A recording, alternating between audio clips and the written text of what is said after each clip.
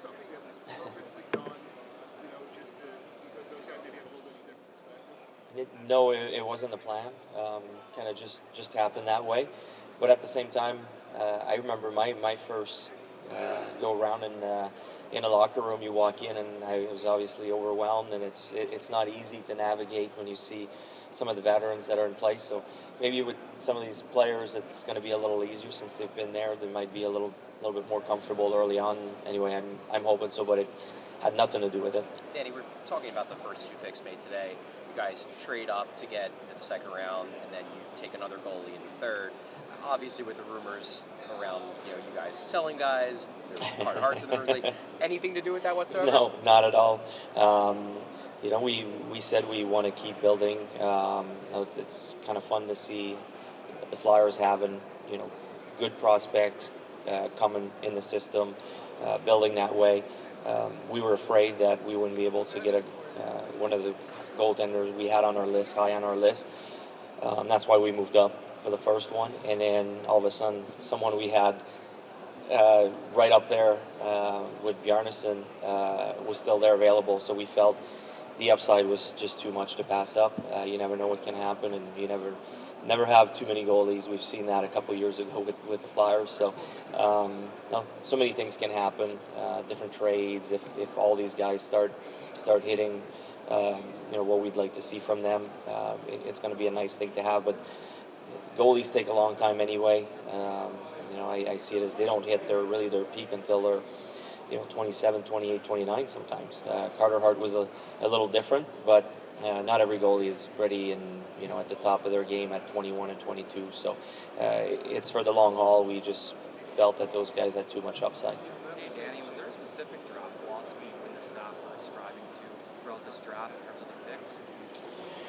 Well, yes and no. I mean, you got to adjust on the fly. But one of the things we wanted to do was to take swings, guys that have high upsides.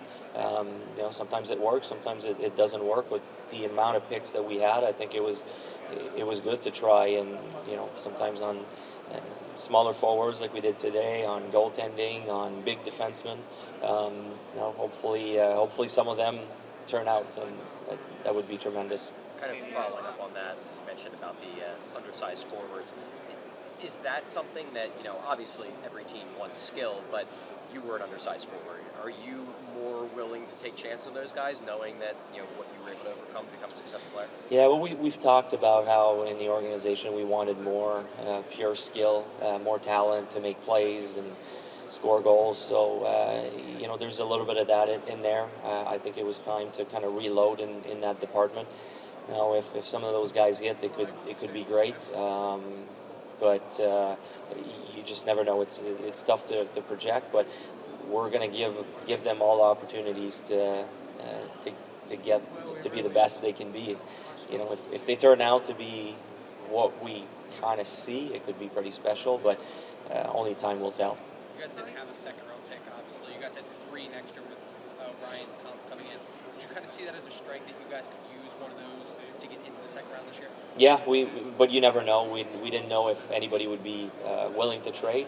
I was able to talk to Chicago a few days ago and told them that we'd be interested. So we reconnected this morning, and he said because they still had all 4 of their second rounders that they'd be interested in possibly moving one.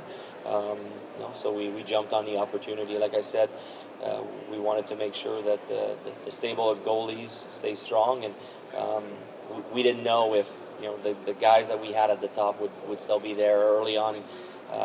Gajan went, and then we were worried that it would start going away. We didn't have another pick till late in the third, so that's why we moved in. And then Zagrevin was still available there late in the third. We had really high on our list too, so we couldn't pass it up. Going back to the big swings, in terms of goalies, you guys have seen a lot of progress in your goalie development this year. I know Samuel Ersson was a positive surprise. Does that give you the confidence that some of these guys who have a high upside, you guys can pull it out of him? It feels like we're starting to have a lot of success with that. Our guys are kind of coming along really nicely, so we want to keep it a strength of the organization. I think it's important. It's such a important position on teams, and having a good, strong stable. Hopefully, we can develop them, and we'll deal with that. If we have too many, it's a good problem, and we'll deal with it. Danny, you mentioned the number of upside swings that you made in this draft. When it comes to taking risks, why is that so important right now to the organization at this point in your rebuild? As part of the rebuild, these guys are going to have a chance to play. We're going to give them the time to develop and the chance to play and see what they can do. I don't mean with the Flyers immediately; they'll have to prove themselves to get there. But we'll give them time. It's not a rush. It's not like we need those guys to be ready immediately next year to play. They'll have the time to develop, get stronger, both physically and mentally, and hopefully it turns out. You've mentioned that you guys try to do best player available, but is it a priority going into this, not just this draft, but this month, to replenish the right-handed defenseman pipeline? Yeah, a little bit. I mean, the good thing is we have so many picks, right? So we had got the chance to replenish the right side on defense. We got the chance to replenish or bolster even more of the goaltending, and then also offensively with skill forward. So. It's only time will tell. I don't want to get ahead of myself, but we're excited with some of the guys that we were able to get today. Chernik and Barkey and Cole Knubel. Hopefully, those guys have the chance to play one day. But again, we're going to be very patient with them. We're going to give them the chance to grow, and hopefully it turns out. Do you see any of those guys as centers? The forwards, obviously Mitchkov's a wing, but some of those guys, they played center, but maybe they won't stick. Do you project any of them as centers? Yeah, it seems like all of these guys have played both center and the wing, which is great. It's a big plus that they can play everywhere. We have cutter goatees kind of that way too, so it gives us a lot of option. I mean, we did it last year with Noah Cates as well. So, and I forgot Macpherson too that we drafted is another guy in that situation. So there's a lot of different ways we can go around it depending their strength and where they feel most comfortable. Did Oliver Bonk give you input on Denver? Because he indicated, he said that Oliver had texted saying, I think Flyers may pick you. Well, we asked him a lot of questions, even at the and that's what you do with players. You ask them about their teammates at the Combine too in Buffalo. So he's not the only one. We've talked to a lot of people that were really high on the character of Denver. Danny, when we talked to you about Kevin, how active do you think you guys will be, and where are you guys going from here? I don't expect us to be super active. We want to give the chance. We don't want to block our young guys. We want to give them the chance to play. And we're not looking for long-term contracts either at this point. So it's don't expect too much in a couple of days on that.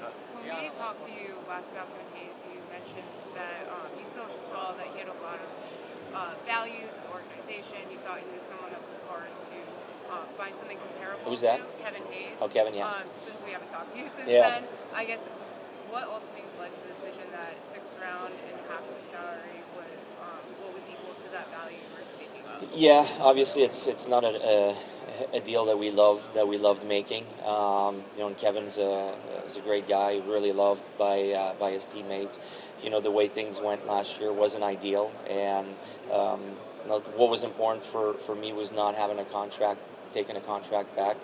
That opens some possibilities there, and shedding half of his salary, which, depending how you look at it, is not ideal, but it might be a way that we can weaponize it to add some assets down the road. So, like I said, it's not something we like doing, but felt it was needed at the time. In terms of your view of team building, how important do you think the center position is?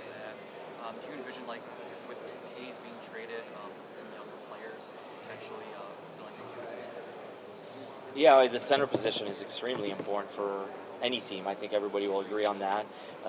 In Kevin's last year, he was moved to the wing, so I still think he's a center. But for us, he didn't have that chance with the way our young guys were getting better and better, and the fact that Sean Couturier is coming back as well. So it was going to be tougher and tougher for him to play in that position. So yeah, we'd like to build from the middle. We have a lot of good young players that can play that position, so it's going to be exciting to see what happens in the next few years.